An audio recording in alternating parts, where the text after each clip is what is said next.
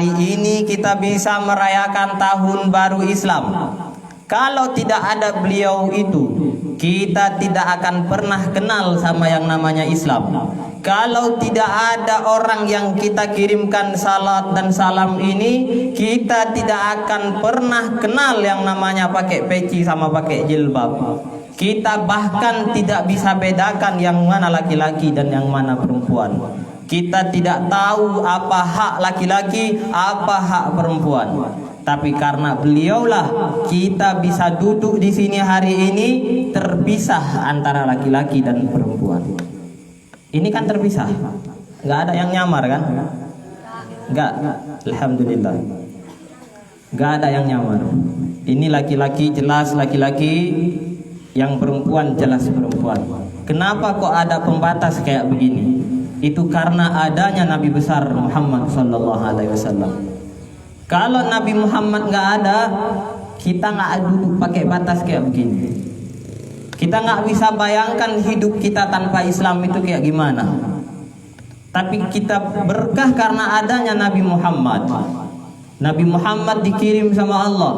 Akhirnya walaupun jauh kemari, Islam tetap mencari kita. Sampai Islam kemari, itu karena berkahnya Nabi Muhammad sallallahu alaihi wasallam.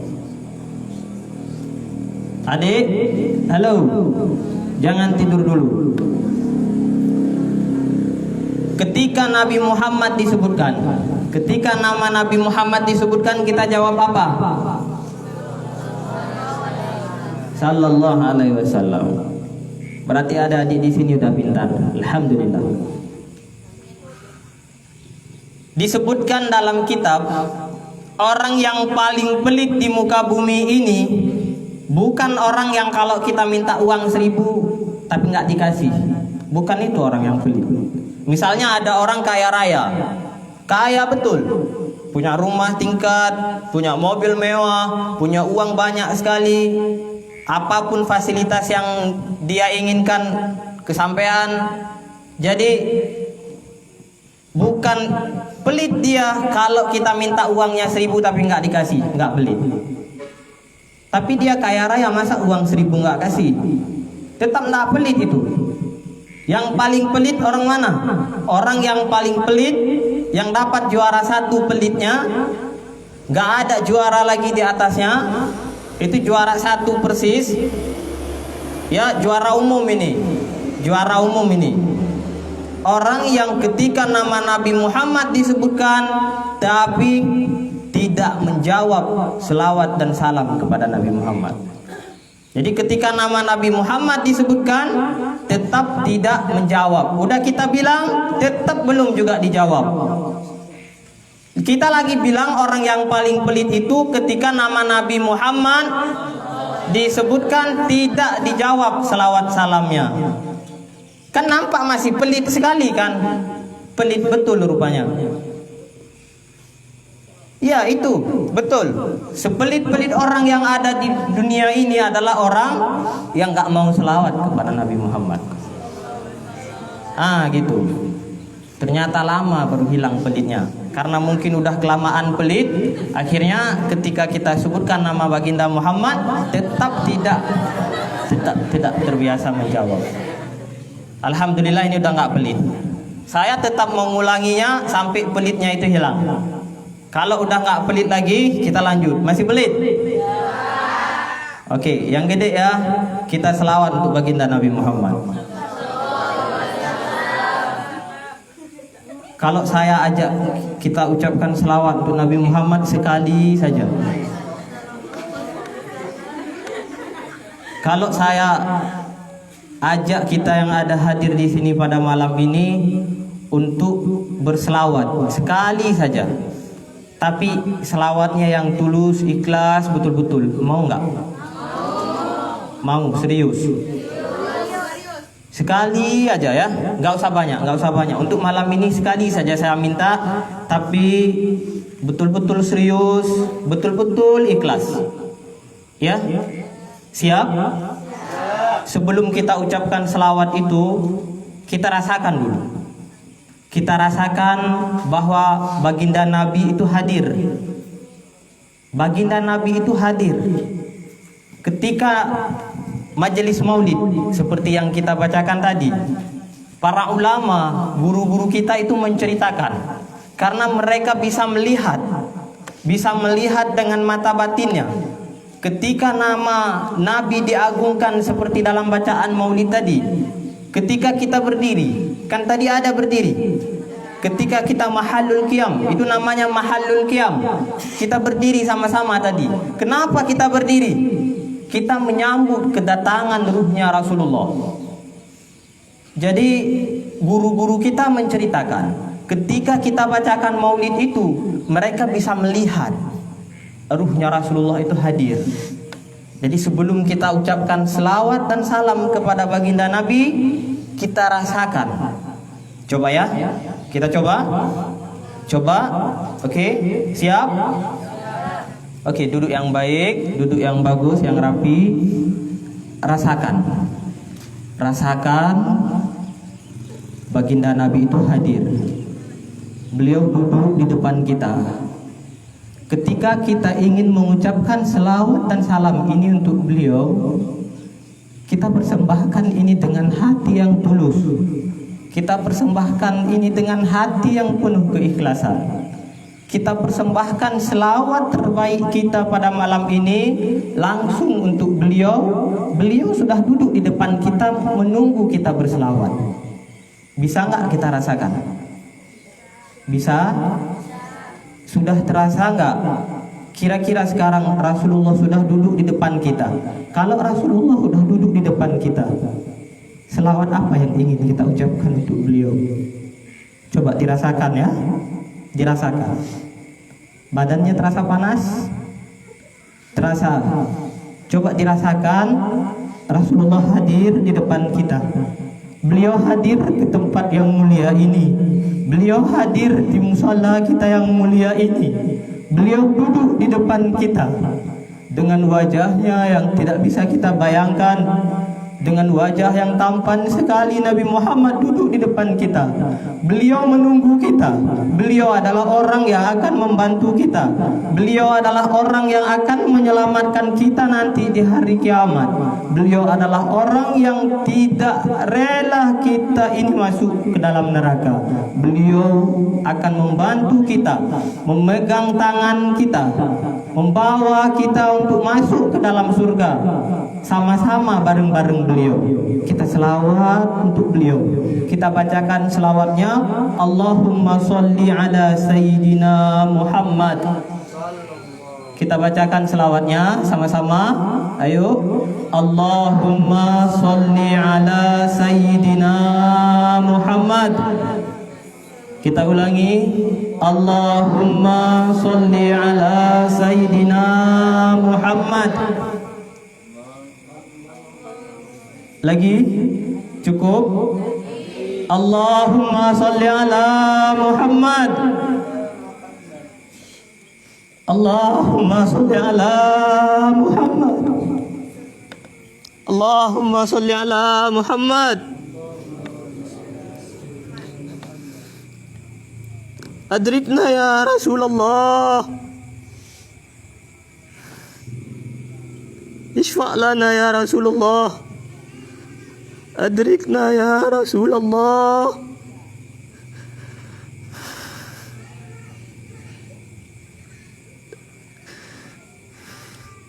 Allahumma sholli ala Muhammad.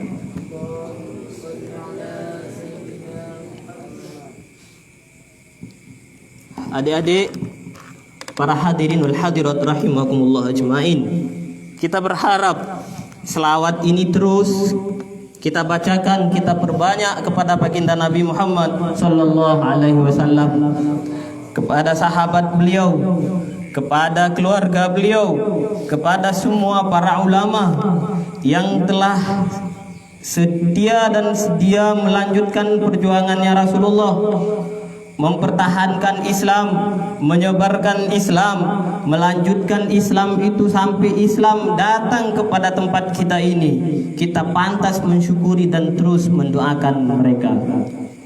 Selanjutnya, ta'ziman saya, ikraman saya, penghormatan saya Ihtiraman saya kepada Abi selaku pimpinan dayah kita yang kita cintai ini.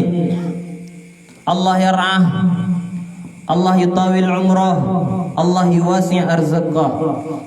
Allah panjangkan umurnya, Allah lindungi beliau, Allah mudahkan rezekinya. Juga kepada keluarganya, juga kepada para dewan guru yang setia di bawah panji Bustanul Muttaqin ini, tetap membimbing kita di jalan yang lurus, tetap mendidik kita, memberikan ilmunya kepada kita sesuai dengan apa yang mereka warisi ilmu itu dari guru-guru mereka. Mereka tanpa pernah mengurangi sedikit pun, tanpa pernah menyembunyikan sedikit pun. Semua ilmu sebagaimana yang mereka dapatkan dari gurunya, semuanya diwarisi untuk kita di sini. Semoga guru-guru kita Allah mudahkan rezekinya, Allah mudahkan segala urusannya dunia dan akhirat. Juga penghormatan saya kepada para tetua di kampung ini yang tidak mungkin saya sebutkan satu persatu, namun tidak mengurangi rasa ta'zim, rasa penghormatan saya kepada mereka semuanya. Juga kasih sayang saya kepada teman-teman yang setia, yang sudah bersedia hadir bersama dengan kami pada malam ini, jauh-jauh, bahkan ada yang tidak mandi tapi masih tetap semangat untuk menemani kita di malam yang berbahagia ini. Juga yang saya cintai, yang saya sayangi kepada adik-adik semuanya yang ada di bawah panji Bustanul Muttaqin. Adik-adik tahu enggak Bustanul Muttaqin itu apa? Tahu? Itu bahasa Arab. Tadi kita ngomong bahasa Arab sebelum mulai ini. Katanya pengen dilanjutkan terus bahasa Arab. Saya pengen buktiin bahwa adik-adik di sini bisa bahasa Arab. Bustanul Muttaqin itu apa namanya? Bustanul Muttaqin apa namanya? Bustanul Muttaqin namanya apa? Bustanul Muttaqin artinya apa? Taman orang-orang yang beriman. Bustanul Mu'minin. Muttaqin, apa muttaqin? Orang bertakwa. Berarti di sini ini tamannya orang-orang bertakwa, kebunnya orang-orang bertakwa. Berarti yang ada di sini semuanya orang bertakwa. Orang bertakwa itu orang masuk surga. Karena syarat masuk surga itu takwa. Syarat masuk surga itu takwa. Kita pernah dengar enggak wal aqibatu lil muttaqin? Ketika ada ceramah alhamdulillahirabbil alamin wal aqibatu lil muttaqin, kan gitu sering. Wal aqibatu lil muttaqin itu artinya balasan surga itu Allah berikan kepada orang yang bertakwa.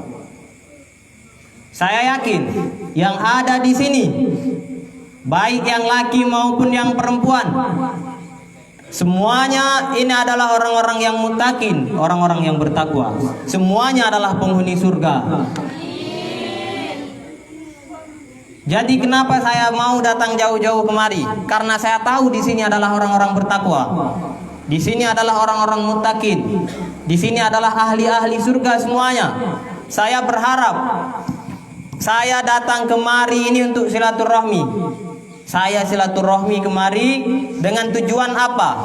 Ketika kita bisa silaturahmi seperti hari ini, seperti malam ini di dunia, silaturahmi ini akan terus ada sampai hari kiamat. Sebagaimana kita hari ini bisa tatap muka di tempat mulia ini, kita berharap kita juga bisa bertemu kembali seperti ini di dalam tempat yang paling mulia, yang paling kita nanti-nantikan, yaitu surganya Allah Subhanahu wa taala. Saya pengen janji sama adik-adik di sini, sama orang-orang yang bertakwa di sini, sama Tukli, sama yang lain juga, semuanya. Saya pengen berjanji di sini,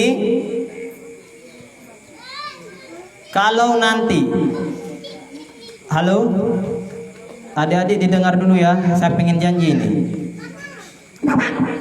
Ya, dengar dulu. Yang kecil-kecil dengar dulu. Ya, dengar dulu. Saya yakin dengan husnudzonnya saya, dengan prasangka baik saya, semua yang ada di sini adalah bustanul muttaqin, kebunnya orang bertakwa. Berarti semua orang di sini itu masuk surga. Kalau nanti di surga kalian nggak dapati saya, kalian udah masuk surga semua kan? Nanti di surga kalian udah masuk surga semuanya, nanti hari kiamat itu udah di surga semua. Pas lihat nanti di surga sana nggak ada Tunku Mak Salmina. Kalian cari, nggak ada Tunku Mak Salmina. Jangan-jangan beliau di neraka. Minta izin sama Allah, minta izin sama malaikat Ridwan, tolong cari saya, ya. Mau janji? Dan saya berjanji malam ini demi Allah, saya berjanji ini adalah saudara saya, saudara seiman, saudara seislam saya, saudara setanah air saya. Kita sama-sama umat Nabi Muhammad, kita sama-sama duduk malam ini karena Nabi Muhammad. Saya berjanji demi Allah, demi Nabi Muhammad, kalau saya duluan masuk surga, saya akan menjemput kalian semuanya. Kalian mau berjanji nggak? Tolong, kalau saya tidak ada di surga, tolong jemput saya. Demi Allah, saya minta ini sungguh-sungguh. Ya, tolong semuanya. Kalau tidak dapati saya di surga nanti, tolong minta izin sama Allah, jemput saya, bawa ke surga sama kalian. Siap? Kita berjanji. Ini adalah ukhuwah. Ini adalah persaudaraan. Ini yang diajarkan oleh guru-guru kami. Guru-guru kita mengajarkan seperti itu. Saya ingat ada satu hadis yang diriwayatkan oleh guru-guru kita. Itu adalah hadis pertama. Kalau mau bicara hadis, ini hadis pertama yang dibicarakan. Kalau udah bicara hadis lain, berarti hadis ini nggak bisa diriwayatkan lagi. Hadis ini apa? Ini disebut dengan hadis musalsal bil awwaliyah. Hadis yang bersambung terus bersambung, hadis pertamanya. Disebut juga dengan hadis rahmah, hadis kasih sayang. Apa bunyinya? Ar-rahimuna yarhamuhumur rahman. Orang yang berkasih sayang akan disayangi oleh zat yang maha penyayang. Irhamu man fil ardi. Sayangi yang ada di bumi, fayarhamukum man fis sama. Kamu akan disayangi oleh yang ada di langit. Paham? Kita disuruh sayang menyayangi. Sayangi apa yang ada di bumi, kita akan disayangi sama yang ada di langit. Saya datang kemari karena cinta. Saya datang kemari karena ingin silaturahmi. Mencintai saudara saya yang Islam di sini, mencintai saudara saya yang setanah air di sini, mencintai saudara saya lebih-lebih yang muttaqin di sini. Kita berjanji malam ini. Dan ingat, di malam tahun baru, di malam pergantian tahun, yaitu tepatnya pada 1 Muharram 1443 Hijriah, kita berjanji pada malam ini dalam ikatan yang diajarkan oleh guru-guru kita bahwa kita sama-sama akan masuk surga. Oke. Itu udah. Baru mukadimahnya. Kalau mau dilanjutkan kita lanjut. Kalau nggak dilanjutkan ya kita cukupkan. Yang ingin saya katakan di sini, ini udah tahun baru Hijriah. Hijriah itu apa? Hijrah itu apa? Ada yang tahu nggak? Hijrah Nabi itu kapan? Tahu nggak kapan Nabi hijrah? Kalau ada yang tahu saya mau kasih hadiah. Kalau ada yang tahu saya mau kasih hadiah. Coba diambil hadiahnya. Di mana hadiahnya? Tadi saya bawa hadiah di kardus. Di mana? Ada bawa hadiah kan? Oke, hadiahnya ada di dalam rumah sana. Di kardus ada hadiah banyak. Saya malam ini akan bagi-bagi hadiah di sini. Saya serius. Kalau ada yang bisa jawab ini pertanyaan, langsung dapat hadiahnya, dan hadiahnya beda sama yang lain. Kapan Nabi Muhammad hijrah? Tanggal berapa Nabi Muhammad hijrah? Tanggal berapa? Nggak tahu? Alhamdulillah. Ya alhamdulillah. Saya nggak rugi, nggak perlu keluarkan hadiah. Walaupun sebenarnya saya sedih. Masa hijrahnya Nabi Muhammad nggak tahu? Katanya cinta sama Nabi Muhammad. Cinta nggak sama Nabi Muhammad? Cinta sama Nabi Muhammad. Cuma jangan tanya apa-apa tentang beliau. Saking cintanya kami dibuat lupa. Malu kita sama Nabi Muhammad. Cinta itu buta. Udah terlalu cinta sama Nabi Muhammad, akhirnya kita nggak tahu apa-apa tentang beliau. Inna lillahi wa inna ilaihi roji'un. Musibah. Nabi Muhammad itu hijrahnya itu pada bulan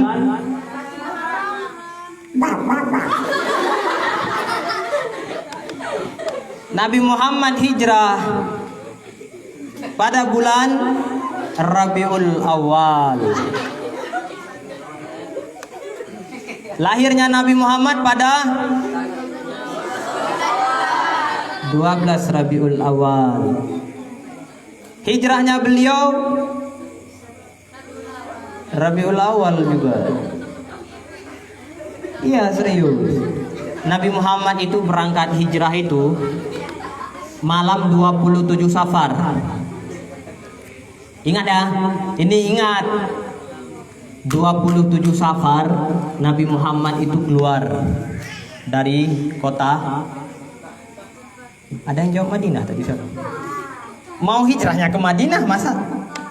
Dari Madinah beliau berangkat, jalan di tempat Nabi. Enggak lah. Dari Makkah, kan dari Madinah lagi. Dari Makkah menuju ke Madinah. Ini kita ceritakan ini tentang Nabi Muhammad, tentang hijrahnya. Kita ambil hikmahnya ya. Nabi Muhammad itu hijrah sama siapa? Sama Sayyidi. Siapa yang menemani Nabi Muhammad hijrah? Siapa? Sayyidina Ali. Yang temani Nabi Muhammad itu Sayyidina Abu. Ada lagi Abu Ali. Dia inna lillahi wa inna ilaihi raji'un. Kita udah bilang Abu Ali lagi. Sayyidina Abu Bakar. Itu yang menemani Nabi. Berjalan di tengah malam itu. Keluar dari Mekah itu tengah malam. Tengah malam keluar. Waktu itu musim dingin. Musim dingin, kalian pernah rasakan dingin nggak? Dinginnya kota Mekah itu nggak sama kayak dinginnya Lubuk Pusaka, nggak sama kayak dinginnya Tanah Merah, nggak, jauh. Dinginnya di sini ya kita berkeringat kayak sekarang ini. Ini udah dingin kan? Tapi di sana itu kalau dingin kita bisa menggigil. Memang sampai 3 derajat. Kadang-kadang sampai min itu. Kalau sampai min jadi es saja 0 derajat. Bayangkan kalau sampai min. Pernah sekolah biologi? Sekolah belajar biologi, belajar fisika. Itu ada, paham berarti. Dinginnya itu dingin sekali. Tapi Sayyidina Abu Bakar itu keluar dari kota Mekah. Enggak langsung pergi ke Madinah, enggak. Karena kalau langsung pergi ke Madinah pasti nanti diincar sama orang kafir. Pasti dapat. Beliau keluar sembunyi dulu di gua Hira. Di gua Hira beliau sembunyi. Di gua Sura, di gua Sur. Di gua Hira itu Nabi Muhammad terima wahyu. Nabi Muhammad terima wahyu di Gua Hiro. Saya jadi sedih nih. Jujur saya nggak sanggup cerita lagi kalau kayak begini. Apa yang kita tanya tentang Nabi Muhammad semua kalian tahu. Belajar tentang Nabi Muhammad ya. Belajar. Nabi Muhammad itu udah sedih kali, perjuangannya itu udah luar biasa sekali. Kita nggak bisa ceritakan gimana perjuangannya Nabi Muhammad untuk Islam. Gimana beliau dipukul waktu di Taif. Waktu hijrah ke Taif, Nabi Muhammad hijrah ke Taif, itu nggak diterima. Tahu nggak gimana ketika kita bawa Islam nggak diterima? Tahu nggak? Dilempar sama batu. Dilempar Nabi Muhammad sampai berdarah. Giginya ini sampai patah. Kaki Nabi Muhammad itu berdarah. Tengah malam harus sembunyi di belakang pohon kurma. Nabi Muhammad ketakutan waktu itu sendiri, harus sembunyi. Orang kafir itu udah cari. Nabi Muhammad udah khawatir nanti kalau ketahuan gimana. Sebegitu perjuangannya Nabi Muhammad itu kita. Nabi Muhammad kalau dilempar sama kotoran unta itu dilempar ke mukanya, itu udah biasa sekali. Hampir tiap hari Nabi Muhammad rasakan gitu. Demi beliau ajarkan Islam. Kita di sini enak-enak, tapi kita masih nggak mau terima Islam. Kita nggak mau belajar. Kita mau bilang apa nanti sama Nabi Muhammad? Ketika kita nanti di hari kiamat itu kita jumpa satu-satu sama Nabi Muhammad. Kita mau bilang apa kalau kayak begini? Kita nggak tahu tentang beliau, sedikit pun nggak tahu. Makanya adik-adik di sini cobalah. Mulailah belajar tentang cerita Nabi. Itu penting sekali. Belajar tentang cerita Nabi. Janji mau belajar. Betul. Janji ya, janji. Tolong belajar tentang Nabi Muhammad. Kenali Nabi Muhammad itu anak siapa? Siapa nama ayahnya Nabi Muhammad? Abdullah. Abdullah nama ayahnya. Terus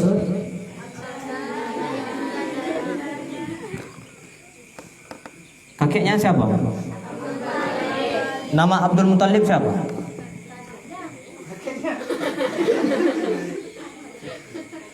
Oke dah. Kalau udah tahu Abdul Muthalib itu kakek Nabi udah cukup. Walaupun nama Abdul Muthalib itu ada namanya beliau. Misalnya kita di sini ada kita panggil Abu Panton, kan ada? Abu Panton kita panggil, Abu Luk Nibung, Abu Lungangin misalnya gitu kan. Masa namanya siapa nama Abu Lungangin? Ya Abu Lungangin, kan nggak gitu. Ada namanya beliau. Gitu juga nama Abdul Muthalib. Abdul Muthalib, namanya beliau siapa? Gitu, ada lagi. Tapi kalau kalian udah tahu nama kakek Nabi Abdul Muthalib, oke, udah cukup. Itu udah keren. Udah keren.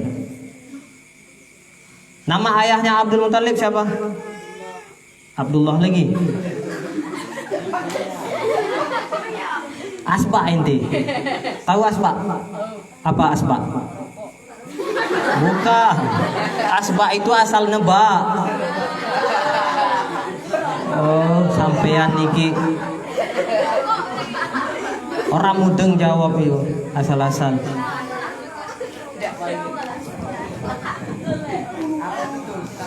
Piye jenengan niki? Hah?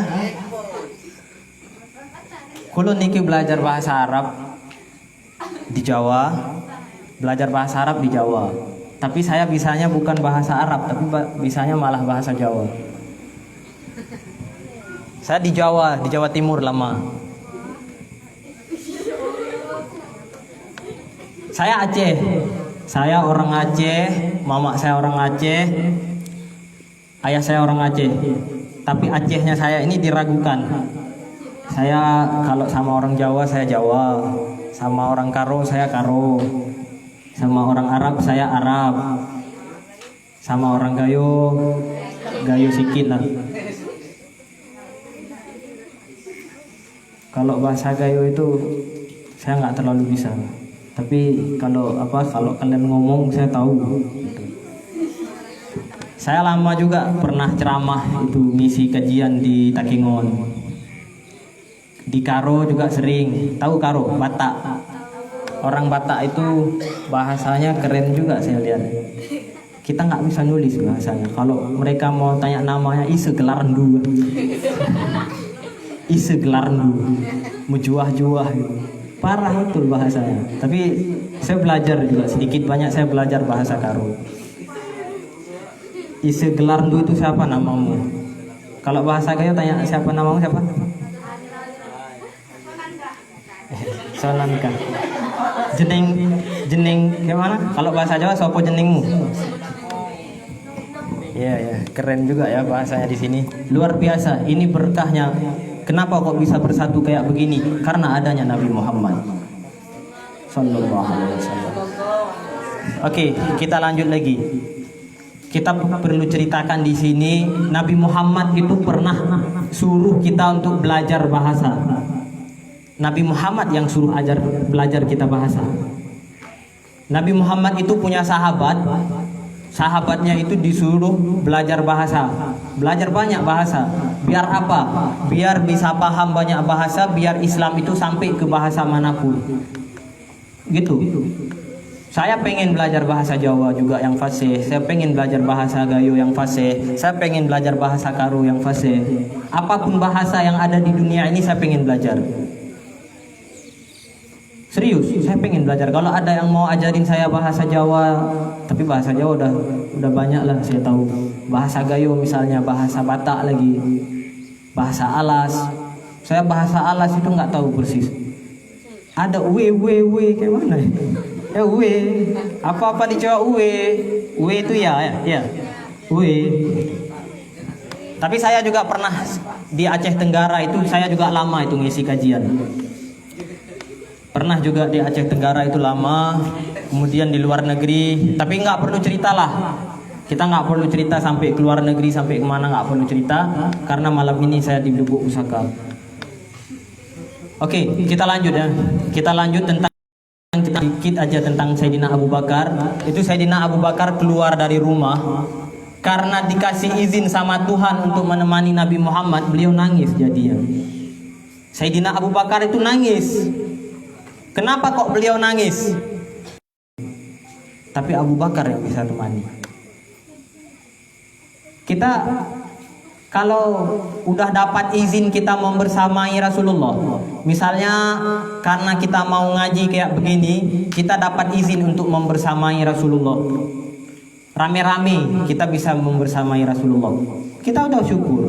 Kita harus pengen bisa jumpa sama Nabi Muhammad. Karena nggak ada kebahagiaan bagi orang yang nggak bisa jumpa Nabi Muhammad.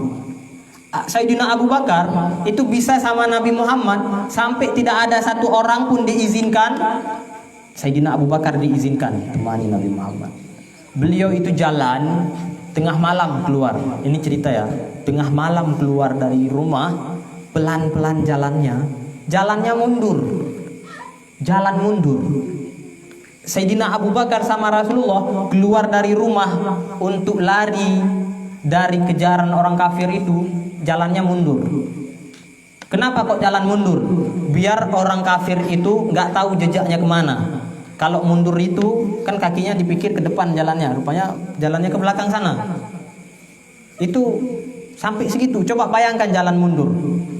Kita disuruh jalan mundur dari sini sampai ke Pantun Labu, mau nggak? Sampai habis aspal aja kita nggak mau. Tapi Sayyidina Abu Bakar itu jalan mundur. Udah jalan mundur, naik bukit itu di gua kan. Gua itu nggak begitu jalan langsung masuk gua, nggak. Itu bukan gua namanya, itu ruang SD. Naik dulu ke bukit, di atas puncak bukit sana ada gua. Yang gua sur tadi, bukan gua Hira. Ya, naik ke bukit. Itu jalan mundur. Sampai ke sana di atas bukit, apa yang Sayyidina Abu Bakar bilang? Saya dulu ya Rasulullah. Da'ni qablak ya Rasulullah. Gitu Sayyidina Abu Bakar bilang. Bahasa Arab beliau bilang, bukan bahasa Jawa. Ya. Kulo duluan, enggak. Da'ni qoblak ya Rasulullah. Biarkan aku dulu sebelum engkau masuk ya Rasulullah. Sayyidina Abu Bakar minta masuk duluan ke lubang gua itu. Rasulullah suruh persilakan. Udah, Sayyidina Abu Bakar masuk ke dalam. Sampai di dalam, apa yang dilakukan Sayyidina Abu Bakar? Beliau buka bajunya, beliau robek-robek bajunya, beliau tutup semua lubang-lubang yang ada. Beliau tutup semua lubang yang ada. Sampai tersisa satu lubang lagi udah nggak ada bajunya. Nggak cukup. Beliau tutup pakai kaki. Beliau tutup pakai kaki kanannya kalau saya nggak salah ingat. Tangan kaki kanannya itu beliau tutup satu lubang yang tersisa. Beliau suruh masuk Rasulullah. Rasulullah tidur di dalam pangkuannya Sayyidina Abu Bakar malam itu. Udah gitu, lagi Rasulullah tidur, kakinya Sayyidina Abu Bakar nutupin lubang tadi itu. Ternyata di dalamnya itu ada ular. Digigitlah Sayyidina Abu Bakar sama ular. Beliau tahan sakitnya gimana? Beliau tahan sampai meneteskan air mata. Rasulullah terbangun. Ma baluka ya si Abu Bakar. Apa yang terjadi denganmu Abu Bakar? Ada ular yang menggigitku ya Rasulullah. Aku nggak tahan sakitnya sampai meneteskan air mata. Maafkan saya ya Rasulullah sampai membangunkan engkau tidur. Segitu lembutnya Sayyidina Abu Bakar. Beliau tahan sakitnya itu nggak bisa tahan lagi sampai netes air matanya. Beliau minta maaf sama Rasulullah karena udah bangunin Rasulullah, air matanya jatuh. Kemudian udah selesai itu, pas bangunnya besok dilihat sama Rasulullah sudah nggak ada baju Sayyidina Abu Bakar. Abu Bakar, kemana bajumu?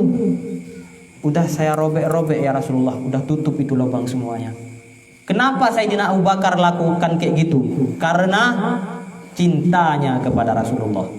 Biar Rasulullah selamat, biar Rasulullah itu nggak kenapa-napa. Begitu cintanya Sayyidina Abu Bakar kepada Rasulullah. Kita udah kayak gitu perjuangannya Abu Bakar, kayak gitu perjuangannya Rasulullah. Kita masih malas belajar. Cobalah, buktikan coba.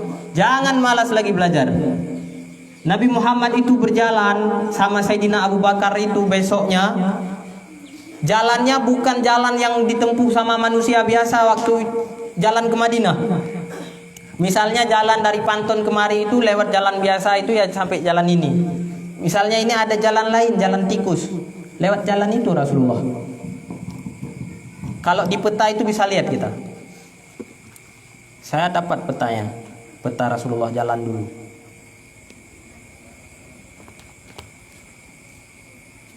Nampak nggak garis hijau sama merah? Mejo, merah sama hijau. Mejo itu jalannya, ya, merah sama hijau. Yang merah itu jalan utama yang dilalui oleh orang-orang. Itu jalan udah bagus. Jalan yang warna merah ini udah bagus jalannya. Tapi jalan hijau ini yang ditempuh sama Rasulullah. Ini Rasulullah menyusup ke pegunungan, jalan ke jalan yang lain, jalan ke jalan yang lain. Demi apa? Demi kita. Demi kita, biar Islam sampai ke Lubuk Pusaka. Ya, Rasulullah berjalan itu di tengah malam, biar nggak ada yang ikutin, masuk ke jalan hutan, masuk ke jalan gunung. Kalian ada yang pernah ke Arab di sini? Ibu-ibu ada yang udah pernah umroh? Belum? Nggak ada? Semoga kita bisa umrah. Kalau udah umrah itu udah pernah ke Arab, ketika berangkat dari Makkah ke Madinah atau balik dari Madinah ke Makkah, kita bisa lihat gunung itu, gunung yang dilalui oleh Rasulullah itu. Kita bisa lihat gunung itu di kiri kanan itu bisa lihat. Sekarang kita disuruh jalan di situ, udah bagus sekarang jalannya. Jalan di gunung itu sekarang udah bagus. Kita susah jalan. Jalan di gunung itu sekarang kita susah jalannya. Bayangkan 1443 tahun yang lalu. 1443 tahun yang lalu. Gimana jalannya? Listrik? Nggak usah bayangin, nggak usah bayangin listrik. Google Map, nggak usah bayangin.